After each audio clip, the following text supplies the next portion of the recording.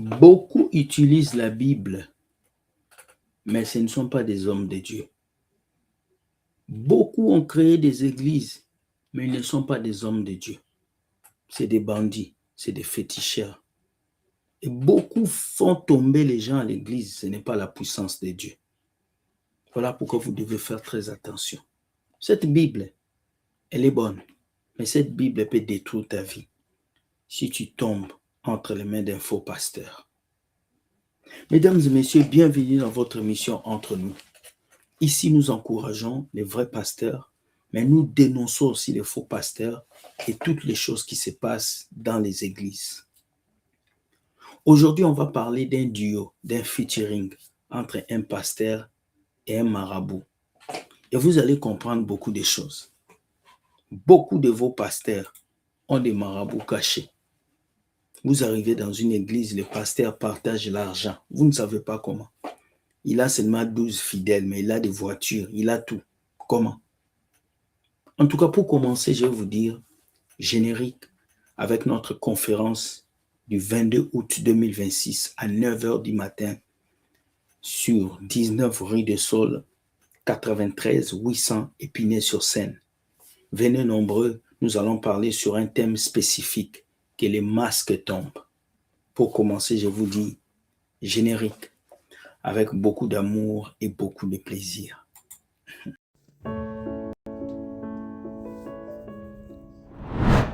Oui, à Paris, 19 rue de Saule, 93 800 Épinay-sur-Seine.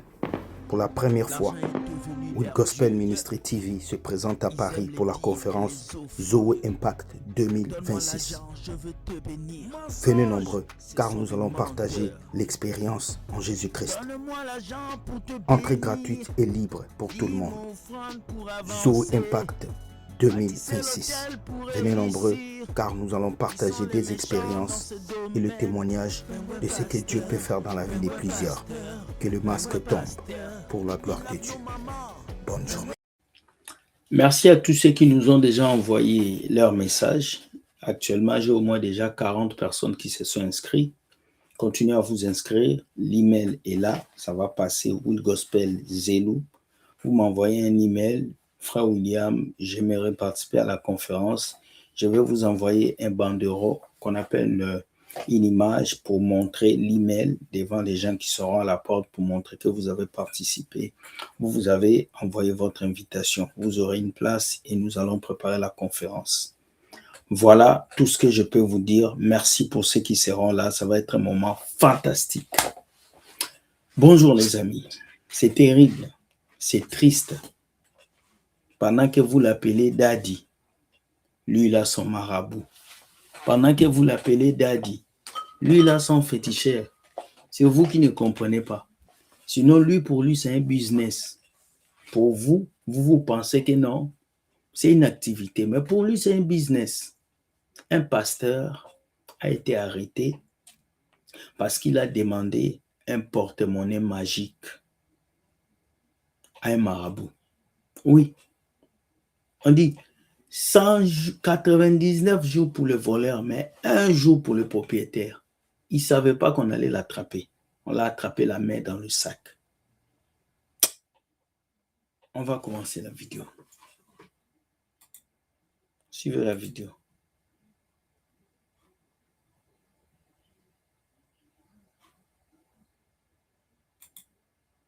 Un pasteur et un marabout ont été arrêtés par la police locale.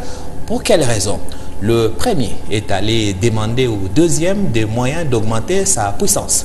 Et si vous l'avez bien compris, c'est le pasteur qui est allé voir le marabout pour que ce dernier l'aide à avoir un peu plus d'argent et un peu plus de puissance dans son église. Une grande église au Cameroun.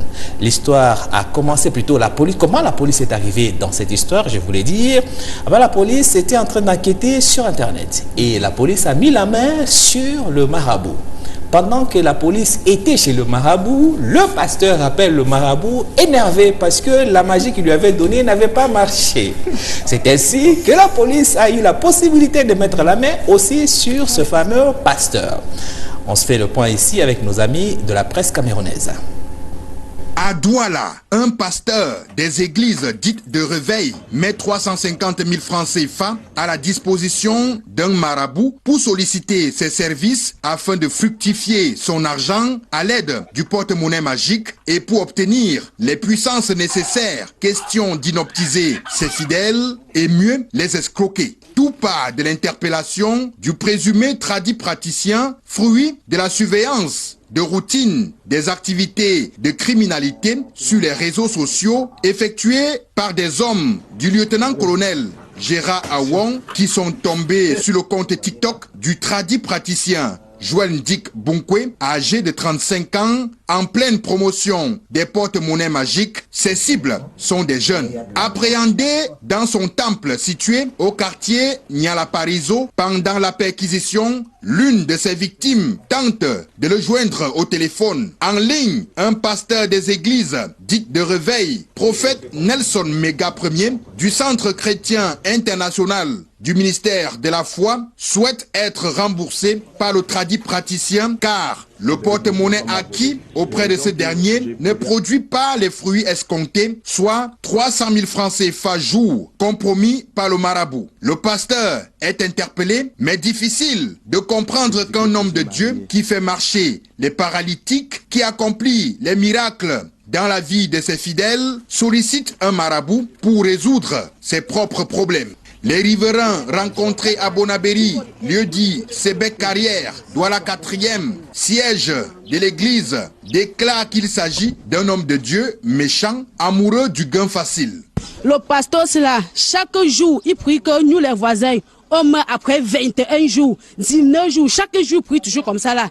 Il verse le remède devant ma boutique ici, ma barrière. Depuis qu'il est entré cela, ça fait déjà 3 ans, on n'a pas la paix cela. À l'intérieur du temple du marabout perquisitionné par des gendarmes, on découvre un sanctuaire d'objets sacrés mystiques tels que des masques, statuettes qu'il prétend se procurer au Bénin et en Inde, des kauris, des bagues, parfums de tout genre. Son temple, une cabane de fortune, fait office de sa maison. Ici, le matelas du tradit praticien séché sur sa toiture. Au cours de l'audition des 2 hommes spirituels, le tradit praticien déclare que le porte-monnaie magique du pasteur n'a pas marché parce qu'il est allé le poser à l'église. Une histoire vraiment rocambolesque. Ça a eu lieu à Douala le 11 juin dernier. Question directe, mesdames, avant d'écouter les témoignages du fameux pasteur, est-ce qu'on doit toujours encore avoir confiance dans les hommes dits des dieux? Très bonne question que je vais répondre. On ne doit plus avoir confiance dans les hommes de Dieu. On doit avoir confiance en Dieu. Qui savait que ce pasteur utilisait les puissances? Qui savait? Imaginez que ce porte-monnaie fonctionnait. Imaginez que les rituels de ce marabout avaient fonctionné. Il allait venir vous dire que c'est Dieu, c'est la puissance de Dieu, c'est l'onction de Dieu, alors que c'est des puissances occultes. Ça, c'est un seul pasteur qu'on a attrapé, un seul prophète, qui s'appelle le prophète Nelson. C'est un seul qu'on a attrapé. Maintenant, vous savez, il y a combien de prophètes comme lui qui sont cachés? Ils font ces choses. Ils font ça, mais ils sont cachés. Ils font ça, mais ils sont cachés. Ça fait mal. Ça fait très mal. Nous ne pouvons pas continuer avec ces genres de réflexions, avec ces genres d'idées. Ce n'est pas une très bonne chose. Comment tu te dis homme de Dieu? Regardez la situation. La police était en train d'enquêter sur un dossier. Pendant que la police enquêtait, ils ont attrapé les marabouts. Le pasteur appelle au même moment pour se fâcher. Vous voyez comment Dieu expose ces gens. C'est Dieu qui a exposé ces prophètes. Il a commencé à appeler les pasteurs en criant sur lui. Et c'est là que la police l'a pris la main dans le sac. Et là, vous allez entendre ce qu'il va dire. Il dit que le porte-monnaie magique n'a pas fonctionné parce qu'il voulait le pouvoir et l'argent pour posséder les fidèles. Et c'est ce qu'ils font. Et après, Le marabout dit ça n'a pas fonctionné parce que tu as amené ça à l'église. Mon problème ici, ce n'est pas les marabouts. Les marabouts, c'est ce qu'il fait. C'est ce qu'il sait faire. Mon problème ici, c'est le pasteur. Le rôle du pasteur, c'est d'amener ces marabouts à accepter Jésus. Mais c'est toi, le pasteur, qui va voir un marabout pour la puissance. Mais tu n'es pas pasteur. Tu es un aventurier. On va écouter le témoignage de ce pasteur, ce qu'il va dire. On va l'écouter. Parce qu'il s'est exprimé. On va écouter ce qu'il va dire. Mon daddy. Vous allez écouter ce que daddy a dit. Écoutons. Continue, je propose d'écouter les témoignages du pasteur qui a été appréhendé avec son marabout. Écoutez, il nous explique comment il s'est retrouvé dans ce piège. J'ai vu son numéro sur son page en ligne. Il a TikTok. Parce que c'est moi qui l'ai contacté pour demander l'aide. Et vous lui avez donné combien pour ce service? 350 000 qu'il m'a demandé. C'est qu'il a... Un pasteur qui contacte un marabout pour lui demander l'aide. Maintenant, quelqu'un comme ça va vous imposer les mains. Quelqu'un comme ça. Et il a payé 350 000 francs CFA. Pourquoi lui faire un porte-monnaie qu'on lui donne l'argent? Et beaucoup de pasteurs font ces choses, surtout en Afrique. Beaucoup de pasteurs, tu vas voir un pasteur, il a une église seulement de 100 fidèles. Mais il roule des Ferrari, il roule de voitures de sport, il roule de voitures énormes. Il a trouvé l'argent. Il y a des églises au Congo où le pasteur donne l'argent aux fidèles. Il donne l'argent. Comment un pasteur peut s'élever comme ça, partager l'argent à l'église? Pourquoi vous n'aidez pas les orphelins? Pourquoi vous ne créez pas des écoles, mais vous partagez l'argent dans la vie de ces fidèles pour détruire leur aura? Et c'est ce que ce pasteur faisait. C'est triste. On va suivre. Ce qu'il a dit, c'est que tout ce que j'ai perdu, chaque jour, ça va produire entre 200 et 300 000. Honnêtement, ce que moi j'ai vu, c'était une manière de frapper, parce que ce n'est pas quelque chose qui m'a dit que la foi va travailler. Il a dit, comme il a prié, ça va se réaliser. Mais quand j'ai venu, je n'ai pas vu ce qu'il a prié. C'est ça que j'ai commencé de lui appeler pour dire que, mon frère, ton prière là n'est pas marché, remettez-moi quand même mon argent. Et moi, je peux dire seulement que dans cette situation, en fait, c'est quand tu te trouves, parce que moi-même, je ne sais même pas qu'est-ce qui m'a contrôlé jusqu'à arriver dans cette position. Donc, un pasteur, un prophète qui dit, il ne sait pas qu'est-ce qu'il a contrôlé à arriver jusque-là. Alors que la Bible dit, l'esprit du prophète est soumis au prophète. Comment toi, un prophète, tu dis, tu ne sais pas qu'est-ce qui t'a poussé à aller voir un marabout pour avoir un porte-monnaie et le pouvoir? Tu sais, tu voulais avoir beaucoup de fidèles, tu voulais qu'on t'acclame, tu voulais être grand.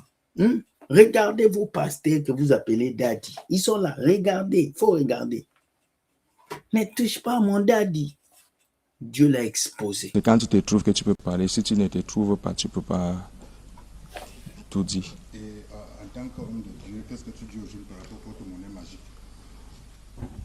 C'est triste. Bon, c'est juste un faux truc. Ce n'est pas quelque chose qui est réel. Si c'était réel. Parce que je lui ai demandé une question quand je lui ai raconté que tu as la puissance de créer tout cet argent. Pourquoi tu n'as pas aussi créé cet argent pour t'aider toi-même? Et ce qui est grave, c'est que ce pasteur a pris les porte-monnaies, il a amené ça à l'église. Il a amené ça à l'église. Donc, si ce porte-monnaie fonctionnait, ces prophètes allaient mentir au nom de Jésus. Il allait mentir au nom de Jésus qui fait les miracles au nom de Jésus. Regardez-moi ces histoires-là, mon Dieu, chrétien. La plupart de vos églises sont des tombeaux blanchis. Vos pasteurs, la plupart, sont des féticheurs. Je vous dis des vérités. Voilà les choses qui se voient en plein jour. Un prophète. Il m'a dit que comme un prêtre dans son bureau, il n'est pas permis de faire ça pour lui-même. Lui, il est juste permis pour aider les gens. Voilà ce qu'il m'a dit, mais je vois que ce n'est pas vrai. Ouais. En gros, il est allé chercher un porte-monnaie magique qui devrait produire 350 000 francs CFA par jour. En dollars, ça fait à peu près 600 $ par jour. Chez nous, on a des hommes de Dieu qui affichent leur richesse. Alors qu'en réalité, on ne voit pas en quoi ils travaillent, dans quoi ils travaillent. Ils ne sont pas PDG d'une entreprise. T'as entendu? Il y a des hommes de Dieu qui affichent leur richesse, alors que nous ne savons pas dans quoi ils travaillent. Eux-mêmes disent qu'ils sont à temps plein. À peine tu ouvres une église, après 2 mois, tu as des Ferrari de voitures. Il y a des prophètes ici, là. Vous travaillez où pour avoir tout cet argent? Vous travaillez où? Si ce n'est pas des porte-monnaies magiques. Il faut dire la vérité. En tout cas, ça fait mal de voir qu'en Afrique, il y a des gens, vous ne voulez pas ouvrir vos yeux. Même avec des choses comme ça, vous n'allez pas ouvrir. On le voit souvent à l'église. Et je ne dirais pas des noms comme par exemple Marcelo Tonassi. Il est archi-millionnaire. En tout cas, il se vante d'avoir beaucoup d'argent. Mais on ne sait pas dans quoi il travaille exactement. Est-ce qu'on doit suspecter tous ces hommes de Dieu qui affichent leur richesse sans qu'on sache d'où ça vient? Est-ce qu'il serait aussi des abonnés chez des marabouts? Moi, je ne pense pas, parce qu'il y a des hommes de Dieu qui préfèrent rester... Regarde, toujours, les femmes vont toujours être dans les émotions. Elle dit, elle ne pense pas. On a montré un pasteur qui a pris le fétiche. Elle dit, elle ne pense pas. Donc, les femmes sont toujours émotionnelles. Voilà pourquoi ces pasteurs vous trompent. Dans la discrétion, ils travaillent, ils sont peut-être PDG quelque part, mais ils sont vraiment discrets. Ils ne veulent pas. Oui, il y a Marcelo est PDG où? Non, je ne parle pas de Marcelo. Moi, je parle de Marcelo. Mais pour Marcelo, je ne sais pas, peut-être qu'il a préféré rester discret, peut-être qu'il a des entreprises, mais il préfère vraiment rester discret pour ne pas que le chrétien ou les fidèles viennent à l'église pour être engagés dans l'une de ces entreprises. Peut-être, c'est l'une des raisons. Mais pour des pasteurs qui ne travaillent pas, mais qui sont archi-millionnaires là, soyez vrais avec Dieu. Nous, on ne saura pas vous juger. Soyez juste vrais avec Dieu. Vous ne saurez pas vous juger. La Bible dit qu'il faut juger ceux qui sont dedans. Dieu vous a envoyé pour sauver son peuple, pas pour faire ce que vous êtes en train de faire. Si vous avez besoin d'argent, travaillez. Ce n'est pas en demandant... Même moi, ce qui m'énerve avec le pasteur ici, c'est qu'il est en train de se justifier. La chose est claire, mais papa, tu t'es justifié. Non, mais devant la police, il n'est pas homme de Dieu, il est victime d'une... Non, devant la police, il n'est pas victime. Non. Devant la police, il est victime, mais devant nous, les enfants de Dieu, c'est un marabout, c'est un sorcier, ce n'est pas un homme à faire confiance. Ce n'est pas un homme à faire confiance. Alors, ces prophètes Nelson